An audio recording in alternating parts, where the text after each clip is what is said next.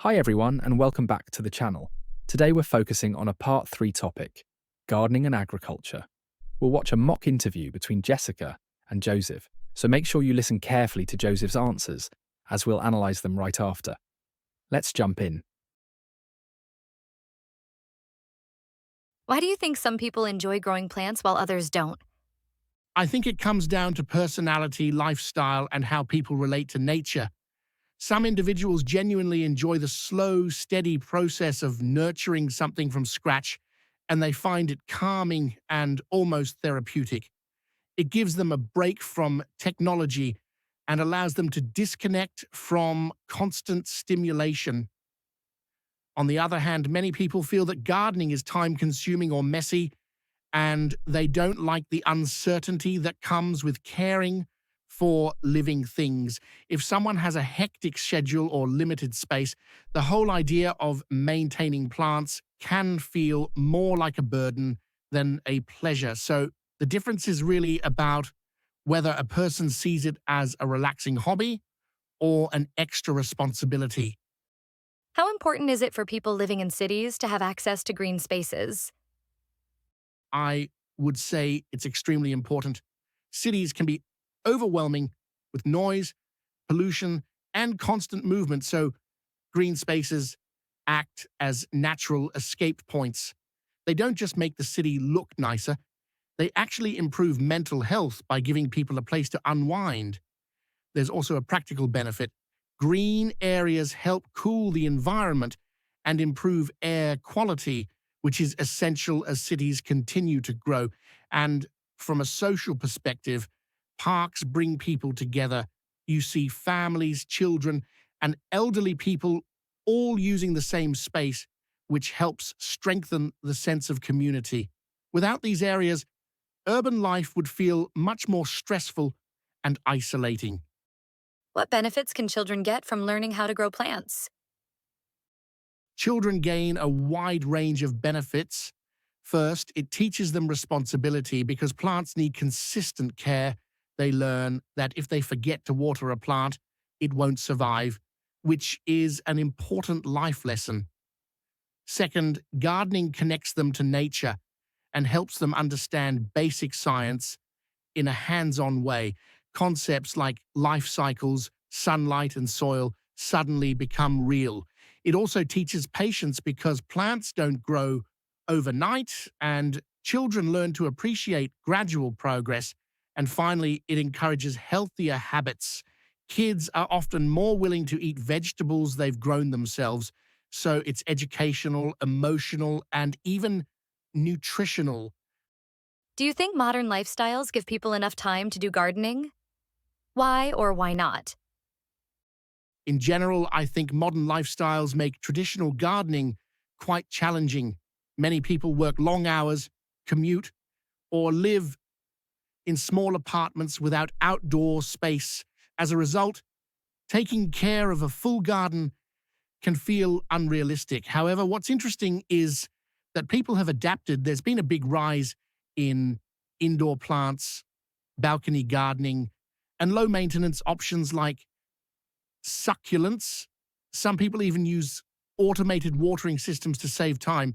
So while modern life doesn't naturally allow a lot of free time for gardening, people who really want to do it find creative ways to make it fit into their lifestyle. How has technology changed the way people grow plants at home? Technology has completely transformed home gardening. Smart devices now automate many tasks. People can get reminders on when to water, or even use sensors that monitor soil moisture and send notifications to their phones. LED grow lights have made it possible to grow plants in places with very little sunlight, such as small apartments. Hydroponic systems let people grow herbs or vegetables indoors using water instead of soil, which is incredibly space efficient. Technology has removed a lot of the guesswork, so even beginners can achieve good results. Overall, it has made gardening more accessible and convenient. How has modern agriculture changed compared to the past?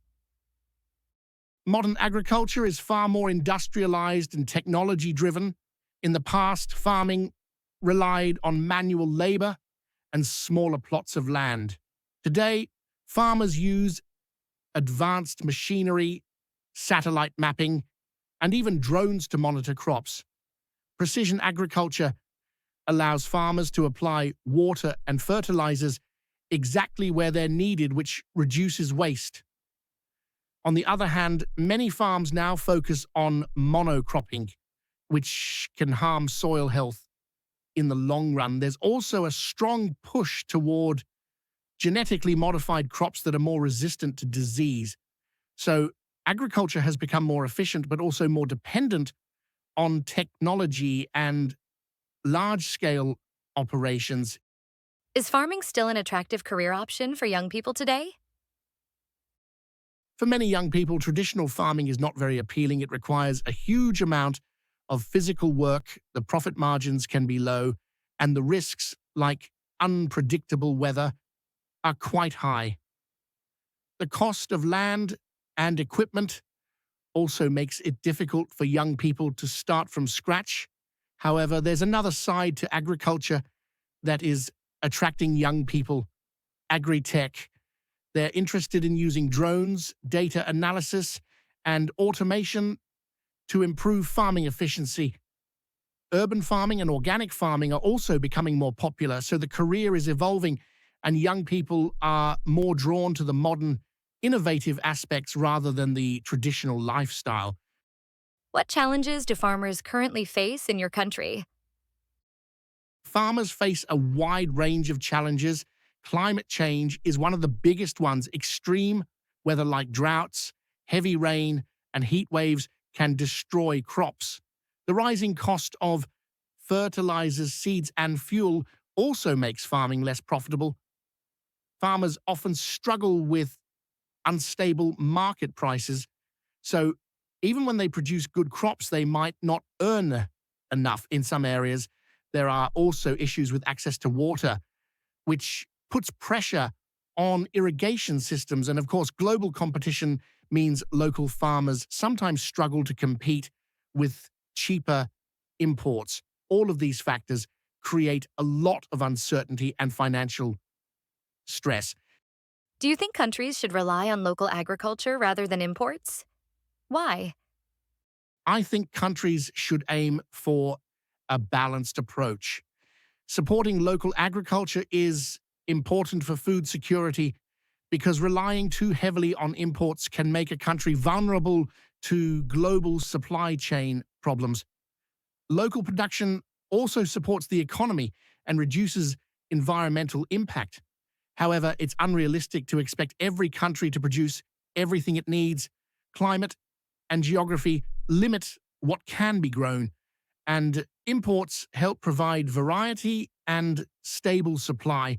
So the ideal solution is to strengthen local production where possible while still using imports to fill the gaps. Should governments invest more in sustainable farming and environmentally friendly practices? Yes, absolutely. Sustainable farming is essential for long-term food security and environmental health. Traditional methods, especially those involving heavy pesticide use, can damage soil, water, and biodiversity. Governments should provide subsidies, training, and research support to help farmers adopt greener techniques such as crop rotation, organic fertilizers, and water-efficient irrigation. Many farmers would like to farm sustainably but can't afford the initial costs, so government support can make a huge difference. Investing in sustainability now will help ensure that agricultural land remains productive for future generations. All right, let's break down Joseph's answers and highlight the key points. First up, we have the question: why do some people enjoy growing plants while others don't? Joseph explains that it comes down to personality, lifestyle, and how people relate to nature. Some people find gardening calming and therapeutic, while others see it as messy or time-consuming. He also notes that people with busy schedules or limited space may view it as more of a chore than a pleasure. When answering, Give reasons, provide context, and show both sides if needed. Question 2. How important is it for people living in cities to have access to green spaces? Joseph highlights the mental health benefits, practical advantages like cleaner air and cooler environments, and social benefits such as bringing communities together. When you answer this type of question, it helps to cover a few different dimensions. For example, health, environmental, and social factors, so your response feels well-rounded and thoughtful. What benefits can children get from learning how to grow plants? Joseph points out that gardening teaches responsibility, hands-on science, patience, and encourages healthier eating habits. With questions like this, think in categories: educational, emotional, and practical benefits. Providing 2 or 3 clear angles makes the answer structured and easy to follow. Do you think modern lifestyles give people enough time to do gardening? Joseph mentions that modern life makes traditional gardening challenging, but people adapt with indoor plants, balcony gardens, low-maintenance options, and automated watering systems. Balancing problems with solutions is a strong strategy in Part 3. It shows that you're thinking critically instead of just listing difficulties. Question 5. How has technology changed the way people grow plants at home?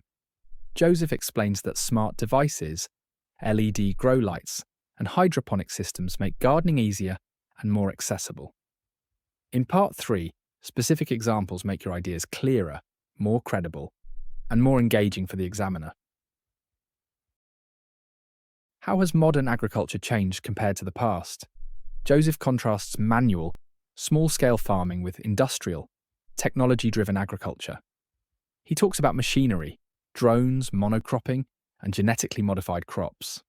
When a question asks for comparison, make sure you clearly show differences and include balanced analysis. Is farming still an attractive career option for young people today? Joseph mentions challenges like physical work, financial risks, and startup costs, but also modern opportunities in agri-tech, urban farming, and organic farming. This contrast strengthens the response and shows that you understand how the career landscape is changing. Question 8. What challenges do farmers currently face in your country? Joseph lists climate change, rising costs, unstable markets, water access, and global competition. When answering this type of question, aim for 3 to 4 clear, concrete challenges. This keeps the answer detailed without becoming overwhelming. Should countries rely on local agriculture or imports? Joseph emphasizes food security, supporting local farmers and environmental benefits, while also noting that imports are sometimes necessary. Showing both sides of an argument is especially effective in Part 3, where examiners expect more nuanced thinking. Finally, should governments invest in sustainable farming? Joseph highlights long-term food security, environmental health, sustainable methods, and the need for government support.